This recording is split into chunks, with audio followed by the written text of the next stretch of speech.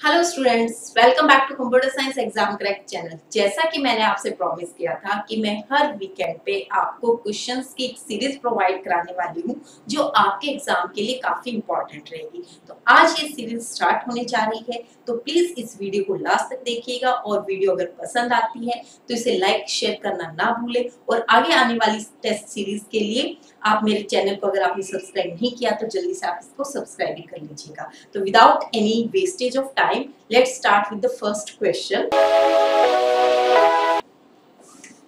Let R equal to A, B, C, D, E is a relational schema with functional dependencies A to B, B to C, A, C to D.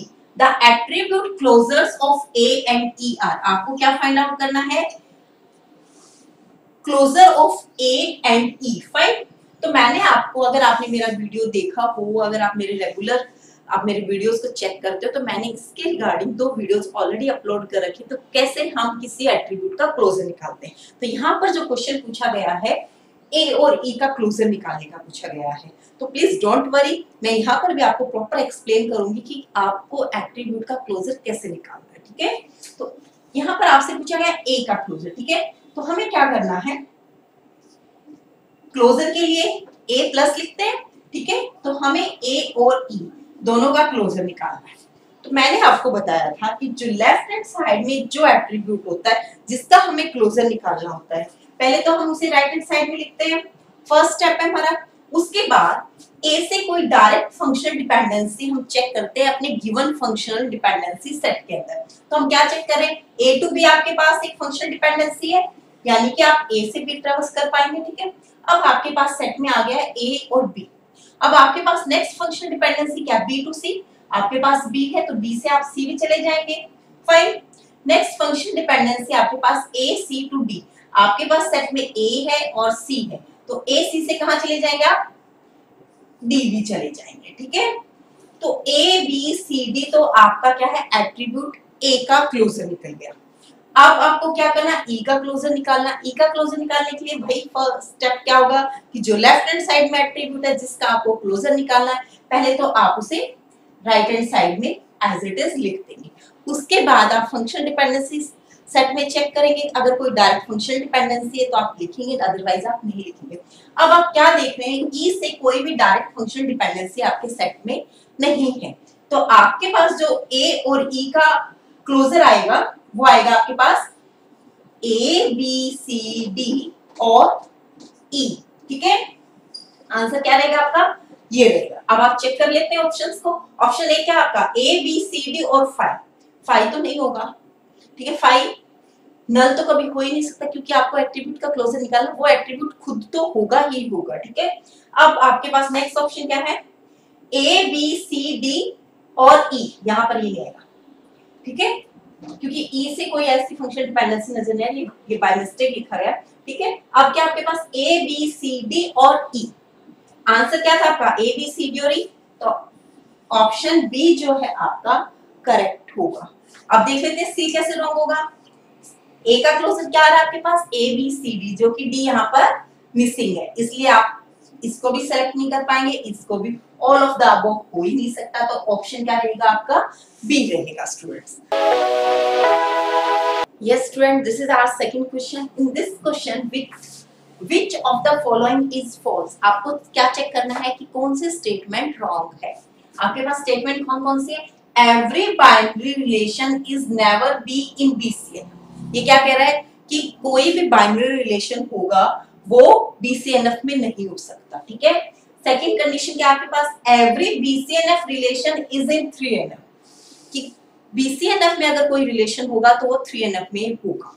ठीक है, third option क्या है आपके पास, multi value dependency is a special case of joint dependency. ठीक है, multi value dependency एक special case है जॉइंट डिपेंडेंसी का। And last option is 1NF 2NF 3NF BCNF based on functional dependency. ठीक है, तो ये 4 ऑप्शंस हैं, आपको कौन सा ऑप्शन ठीक लग रहा है देखते हैं।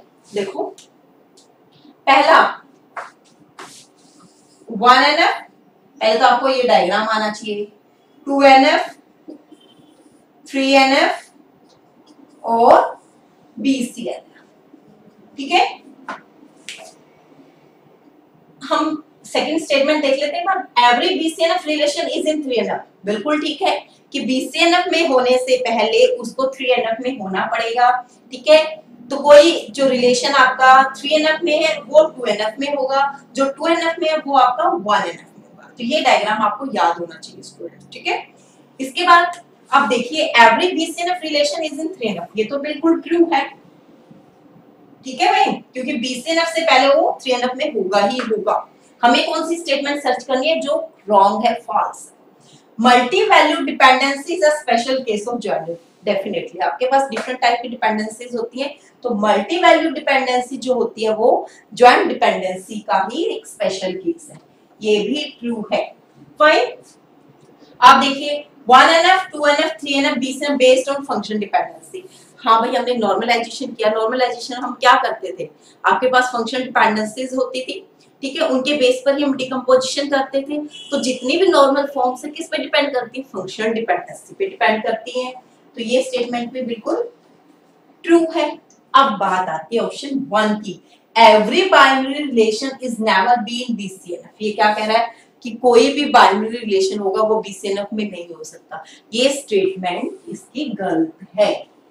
ठीक है, हो भी सकता है और नहीं भी हो सकता, it depends on the condition of the BCNF. तो आप किसी भी रिलेशन को ये नहीं कह सकते कि ये बीसीएनएफ में नहीं हो सकता या ये 3NF में नहीं हो सकता। इनकी अपनी कुछ स्पेशल कंडीशंस है, अगर वो स्पेशल कंडीशंस में फुलफिल करता है तो कोई भी रिलेशन बीसीएनएफ में हो सकता है। तो बीसीएनएफ के लिए कौन सी हमारी कंडीशन होती थी,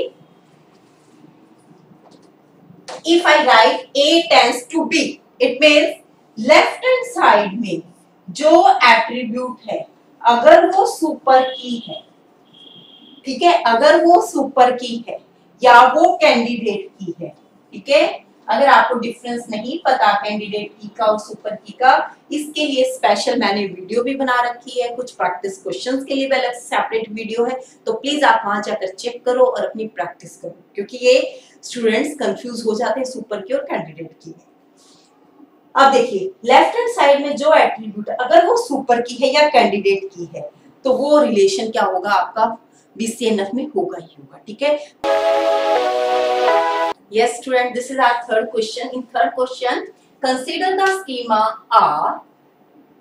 In R we have S, T, U, V, four attributes and the dependencies are S to T, T to U, U to V and V to S. ये आपके फंक्शनल डिपेंडेंसीज गिवन है। Fine, if R equal to R1 and R2 B R decomposition, ठीक है, relation R को इसने दो parts में decompose किया, R1 में और R2 में, such that R1 intersection R2 equal to null।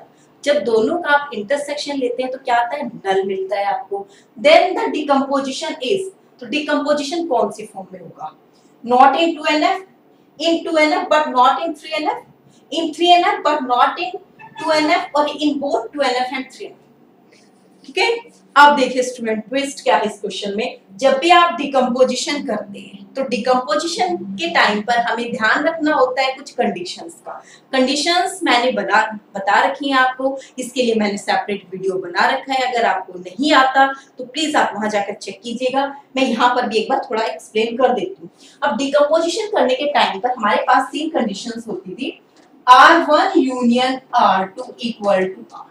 भाई जब दोनों को आप ज्वाइन करते हैं डिकम्पोजिशन के बाद तो आपको क्या मिलना चाहिए, ओरिजिनल R मिलना चाहिए, तो आपकी फर्स्ट कंडीशन हो गई। ठीक है, अब आपके पास सेकेंड कंडीशन क्या है कि R1 intersection R2 not equal to null, कि दोनों जो रिलेशन आपने डिकम्पोज किए उन दोनों का जब आप इंटरसेक्शन लेते हो तो कुछ ना कुछ कॉमन आना चाहिए जिसके बेस पर आप रिलेशंस को ज्वाइन कर पाओ। कुछ भी कॉमन नहीं हो तो आप उन रिलेशंस को ज्वाइन ही नहीं कर पाओगे। ठीक है, अब थर्ड कंडीशन क्या थी, R1 intersection R2 equal to R1 और R1 intersection R2 equal to R2। ठीक है, थर्ड कंडीशन में क्या था कि इंटरसेक्शन लेने पर जो आपका कॉमन एट्रीब्यूट आता है या तो वो R1 को ट्रेवर्स कर पाए, R1 के सारे एट्रीब्यूट्स को ट्रेवर्स कर पाए, या R2 के एट्रीब्यूट्स को। मतलब क्या हुआ कि यहाँ पर जो कॉमन एट्रीब्यूट होगा वो कैंडिडेट की होगा किसी एक रिलेशन का, R1 का या R2 का।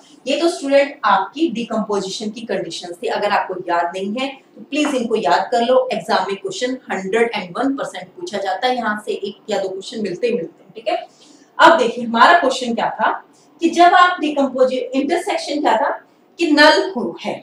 जब वही नल ही है तो वो किसी भी फॉर्म में नहीं है, ना वो 2NF में है, ना वो 3NF में, ना वो आगे फर्दर BCNF 4NF वो 5NF में। ठीक है, तो हमें आंसर यहीं से मिल गया, पॉइंट आपको यहीं से मिल गया। तो वो रिलेशन जो होगा आपका 2NF में नहीं होगा। ठीक है, तो देखिए तो ऑप्शन ए आपका यहाँ पर करेक्ट होगा। फाइन, ठीक है, अब चलते हैं नेक्स्ट क्वेश्चन की तरफ। Yes student, this is our fourth question. Match the following. List 1 और list 2 गिवन है आपके पास। लिस्ट 1 में क्या आपके पास डिफरेंट टाइप की नॉर्मल फॉर्म्स हैं, 2NF, 3NF, 4NF और 5NF। ठीक है, और लिस्ट 2 में क्या गिवन है आपके पास, transitive dependency eliminated, multi valued attribute dependency, contain no partial dependency और कंटेन्स नो जॉइंट डिपेंडेंसी। ठीक है, अब आपको ये ऑन टिप्स होनी चाहिए नॉर्मल फॉर्म्स, क्योंकि इस टाइप का मैचिंग का क्वेश्चन आता ही आता है।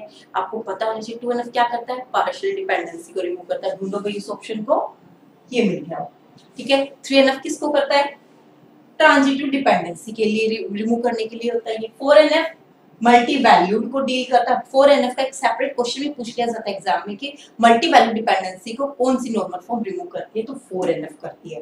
ठीक है, 5NF किसके लिए होता है, कंटेन नो ज्वाइंट डिपेंडेंस, कोई ज्वाइंट डिपेंडेंसी इसमें नहीं होती है। तो यहाँ से सेपरेट क्वेश्चंस भी पूछा जा सकता है और इस टाइप से मैचिंग का क्वेश्चन भी पूछा जाता है। तो आपको ये चीज ऑन टिप्स होनी चाहिए कि 2NF क्या करता है, पार्शियल डिपेंडेंसी को रिमूव करता है। 3NF क्या करता है, ट्रांजिटिव डिपेंडेंसी को रिमूव करता है। 4NF क्या करता है, मल्टी वैल्यू डिपेंडेंसी को रिमूव करता है। और 5NF क्या करता है कि ये ज्वाइंट डिपेंडेंसी को नहीं रखता, कंटेन नो ज्वाइंट डिपेंडेंसी। ठीक है, तो ये था एक इंपॉर्टेंट क्वेश्चन। एक और क्वेश्चन कर लेते हैं। Yes student, this is our fifth question. Let R equal to A B C D E F G, आपके पास ये एट्रीब्यूट्स गिवन है। ठीक है, और AD to E, BE to F, B to C और AF टू G आपके पास function dependencies given है। आपको क्या फाइंड आउट करना है, आपको फाइंड आउट करना है कैंडिडेट की। ठीक है, तो कैंडिडेट की के रिस्पेक्ट में भी मैंने ऑलरेडी एक वीडियो अपलोड कर रखी है कि कैसे आप जल्दी से जल्दी कैंडिडेट की को फाइंड आउट कर पाएंगे। ठीक है, सिंपल और इजी ट्रिक है वो, आप उसको इजीली समझ सकते हैं। एक बार मैं फिर यहाँ पे रिपीट कर रही हूँ कैसे आपको फाइंड आउट करना है कि कैंडिडेट की कैसे निकालनी है। अब देखिए हमारे पास सबसे पहले मैंने आपको बता रखा है कि जितने भी आपके पास एट्रीब्यूट्स हैं सबको एक लाइन में लिख लो। ठीक है, A B C D E F और G। ठीक है, सारे एट्रीब्यूट्स एक सिंगल लाइन में आ गए आपके पास। उसके बाद जितने भी फंक्शनल डिपेंडेंसीज हो उनको मार्क कर लो। अब A D से कहां जा रहे हैं, इन दोनों को कंबाइन करके कहां जा रहे हैं हम, E तक। ठीक है, B और E को कंबाइन करके कहां पहुंच रहे हो, F तक। ठीक है, B से कहां जा रहे हो, C। A और F से कहां जा रहे हैं, A और F से मिलकर कहां जा रहे हैं, G तक जा रहे हैं। ठीक है, इस तरीके से आपको फटाफट से क्या करना है कि फंक्शन डिपेंडेंसी जो गिवन होती है उनको मार्क कर लेना। अब आपको फाइंड आउट करना है वो कौन से एट्रीब्यूट है, ध्यान से सुना, वो कौन से एट्रीब्यूट है जिनमें कोई इनकमिंग एरो नहीं है। ठीक है, अब देखो A के पास कोई इनकमिंग एरो नहीं है, मार्क कर लिया अभी मैंने।